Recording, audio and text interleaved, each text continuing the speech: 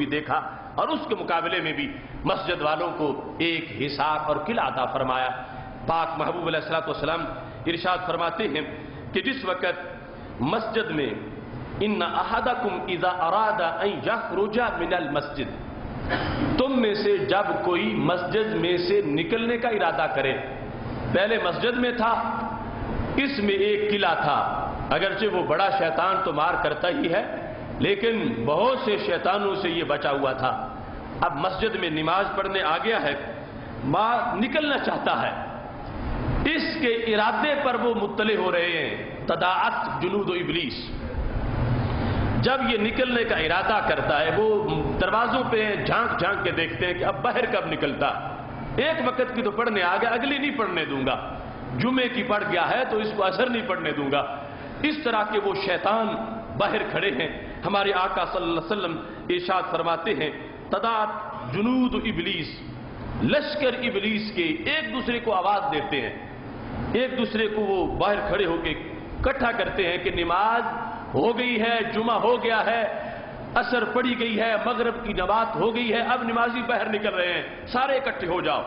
وہ اپنی پوری پوزیشنیں باہر سنبھالتے ہیں، قربان جائیں نگاہ نبوت پہ کہ یہ نہ نظر آنے والی مخلوق بھی انہیں نظر آئی اور انہوں نے دیکھ کر اپنی امت کو قیامت تک کے لیے اس کا بندوبست اس کے مقابلے میں عطا فرمایا ہے۔ فرمایا جس وقت اذا اراد احدکم ان یخرج من المسجد، جب تم میں سے کوئی ایک بھی مسجد سے نکلنے کا ارادہ کرتا ہے، تداعت جنود ابلیس، وہ ایک دوسرے کو آواز دیتے ہیں، آگے پیچھے تھے پہلے سستی سے کھڑے ہوئے تو کہتے ہیں الرٹ ہو جاؤ، تیار ہو جاؤ کہ وقت آ گیا ہے کہ وہ نکل رہے ہیں، ان کو معاذ اللہ گرفتار کرنا ہے۔ ہمارے آقا صلی اللہ علیہ وسلم ارشاد فرماتے ہیں واجتمعت، سارے اکٹھے ہو جاتے ہیں۔ اس کی پھر ایک تشبیہ بھی بیان کی،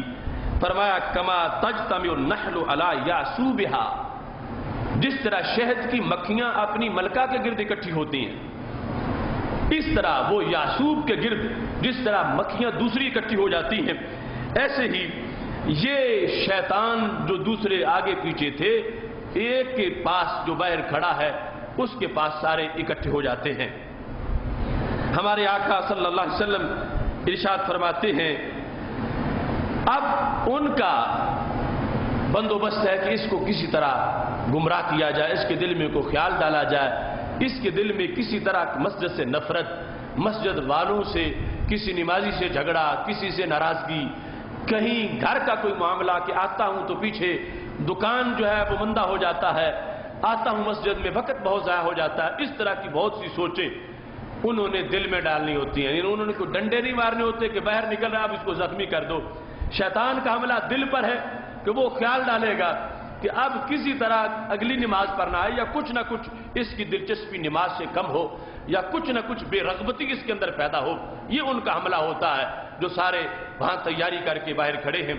تو میرے محبوب علیہ السلام ارشاد فرماتے ہیں کہ میری امت میں تمہیں ایک دعا بتاتا ہوں، جب تم پڑھ لو گے تو تمہیں شیطان کے کسی چیلے کا کوئی اثر نہیں ہوگا۔ ادھر مسجد سے نکلنے کا ارادہ کیا مسجد کے نمازی نے، ادھر شیطان اور اس کی فوج شیطان کی دروازے پر اکٹھی ہونے لگی۔ ہمارے آقا صلی اللہ علیہ وسلم ارشاد فرماتے ہیں تم یہ دعا کرو، اس انداز میں پڑھو، اللہم انی اعوذ بک من ابلیس و جنودہ، اے اللہ میں تیری پناہ مانگتا ہوں شیطان اور اس کی فوج سے، شیطان اور اس کی فوج سے، یعنی اس کے مقابلے میں تیری پناہ مانگ رہا ہوں۔ ہمارے آقا صلی اللہ علیہ وسلم ارشاد فرماتے ہیں فَإِنَّهُ إِذَا قَالَهَا لَمْ يَضُرَّهُ، میں گارنٹی دے رہا ہوں، ضامن میں ہوں، جس بندے نے صدق کے دل سے یہ کہہ لیا ہے اس کو شیطانی فوج اور لشکر کا کوئی فوجی بھی اس کو تکلیف نہیں دے گا، جسے کوئی شیطان بھی نقصان نہیں پہنچائے گا، اور اگر اس کے بغیر نکلے گا تو پھر وہ پہلے تیاری کر کے نکل بیٹھے ہوئے ہیں، پھر وہ کئی طرح کے ہتھکنڈے استعمال کریں گے۔ انسان کے بچاؤ کی تدبیریں اور بھی ہو سکتی ہیں، ہو سکتا ہے اس کی نماز کی تاثیر اسے محفوظ کر لے، ہو سکتا ہے سجدے کی لذت اس کو بچائے، ہو سکتا ہے نماز کا خشوع و خضوع جو ہے اس کو محفوظ کر لے، لیکن جو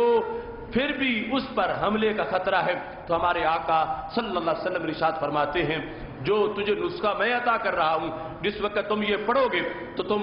اس سے محفوظ ہو جاؤ گے۔ نبی اکرم نور مجسم شفیع معظم صلی اللہ علیہ وسلم